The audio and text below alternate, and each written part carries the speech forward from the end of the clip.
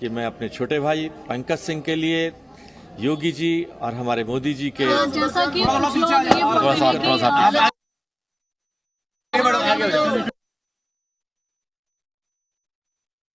ये देखिए हमारे अध्यक्ष जी, हमारे RWA के प्रेसिडेंट हैं हमारे साहब, हम सब लोगों ने मिलकर, और आप देख रहे हैं सेक्टर 15 ये इंटेलेक्चुअल्स का सेक्टर माना जाता है जहां वोटिंग परसेंटेज कम होता है।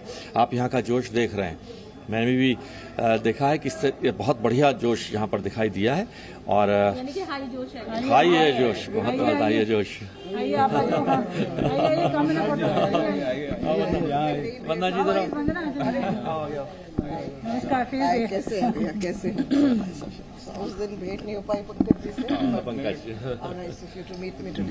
जी लगातार वोटिंग परसेंटेज लगातार वोट होते जा रहे हैं और आज आप भी आए हैं देखने के लिए कि कैसा। नहीं, बहुत बिल्कुल सब उत्साह में, कार्यकर्ता भी उत्साह में हैं, लोग भी उत्साह में हैं और स्वाभाविक रूप से योगी जी और मोदी जी के प्रति जो लोगों का लगाव है उनके लिए वोट करने में कानून व्यवस्था और विकास की जो गाथा लिखी गई है नरेंद्र मोदी जी और योगी जी के, अभी मेरी पत्नी ने एक शब्द इस्तेमाल किया, ड्यूओ ब्रेवो ड्यूओ ने जो इतिहास लिखा है, और मेरे छोटे भाई पंकज सिंह जी ने जो नोएडा गौतम बुद्ध नगर के लिए काम किए हैं, मैं उस विकास के लिए, उस कानून व्यवस्था के लिए जो किया गया है, और छोटे भाई पंकज सिंह ने एक विधायक होते हुए पिछले 5 वर्षों में जो कार्य किए हैं नोएडा में, उसके लिए वोट डालकर आया हूँ, मुझे खुशी है। लेकिन कांग्रेस तो अभी भी यही कह रही है कि हम लोगों ने जो महिला सुरक्षा के नाम पर वोट दिया क्योंकि सुरक्षा नहीं थी। ऐसा देखिए, सुरक्षा का तो दिखाई दे रहा है, मेरठ का मोदी सोतीगंज और फिरौतीगंज की दुकानें बंद हो गई हैं, अब उनके ठेकेदार अब खत्म हो रहे हैं, वहाँ खिलौने बिक रहे हैं अब। और किसानों का मुद्दा इस बार बहुत उठा और नोएडा, देखिए किसानों का मुद्दा खत्म है। जब प्रधानमंत्री जी ने जब ये कह दिया कि भाई मैं अपने किसान भाइयों को अगर बात नहीं समझा पाया हूँ, तो मैं समझता हूँ वो विषय ही समाप्त हो गया, विषय समाप्त हो गया। और इस तरीके से डॉक्टर महेश शर्मा ये कह रहे हैं कि उन्होंने विकास के मुद्दे पर ठीक उसी तरह से वोट दिया है जिस तरीके से जो वोटर्स वोट दे रहे हैं, और उसी तरीके से मैंने भी वोट दिया है। और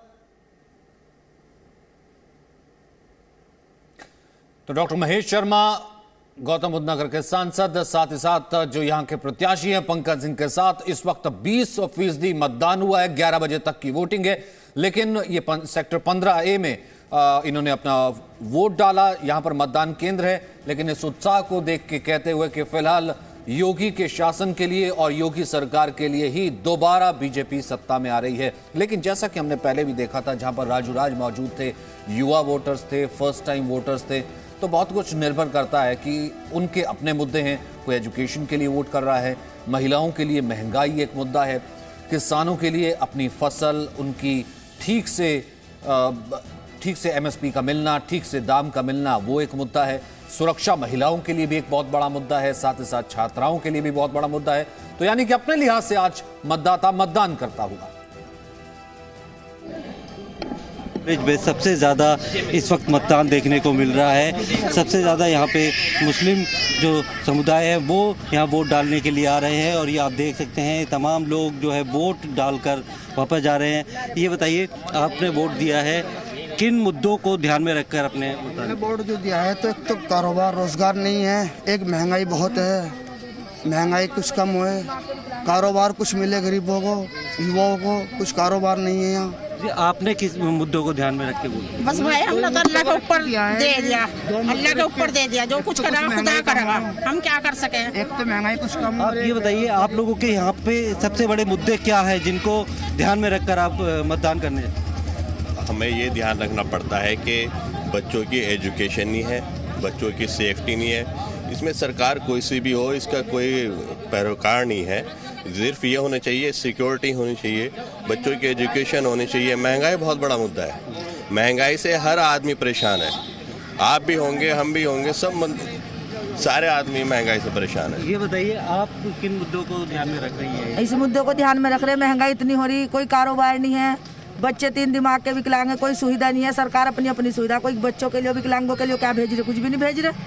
गरीब आदमी परेशान है इससे ज़्यादा।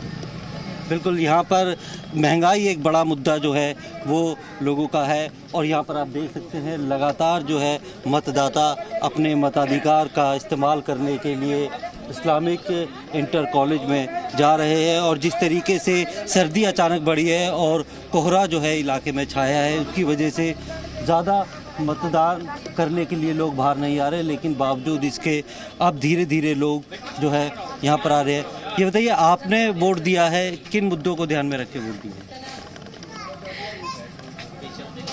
सुरक्षा बल को लेकर, सुरक्षा को लेकर और विकास को लेकर, और काफ़ी कुछ चेंज होना चाहिए। जो आजकल मतलब प्रॉब्लम्स हो रही हैं यूथ को, सभी कुछ चेंज होना चाहिए। तो हम चाहते हैं कि आपके कोई नई सरकार आए। तमाम लोगों के अपने अलग अलग मुद्दे हैं, उसको लेके मतदान किया जा रहा है, लेकिन सबसे अच्छी बात यह है कि इस मतदान केंद्र में बाकी जगहों के मुकाबले जो है मतदान वो ज़्यादा हो रहा है, और सुरक्षा के लिहाज से पुलिसकर्मियों को यहाँ पर तैनात किया गया है ताकि किसी भी तरीके की कोई गड़बड़ी ना होने पाए।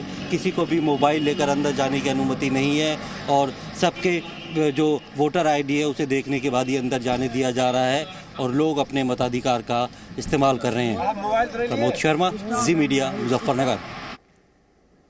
तो वैभव इस वक्त गौतम बुद्ध नगर से बने हुए हैं। वैभव, कहीं पर कतारें हैं, कहीं पर लोग अपनी बारी का इंतजार कर रहे हैं, और कहीं पर जो है अभी मतदान केंद्र सूने हैं। लेकिन सबसे अच्छी बात यह है कि लोग समझते हैं अपने एक मत की कीमत, इस कारण से आज इस लोकतंत्र के पर्व में शामिल हो रहे हैं। गौतम बुद्ध नगर की इस वक्त की तस्वीर, इस वक्त का परसेंटेज।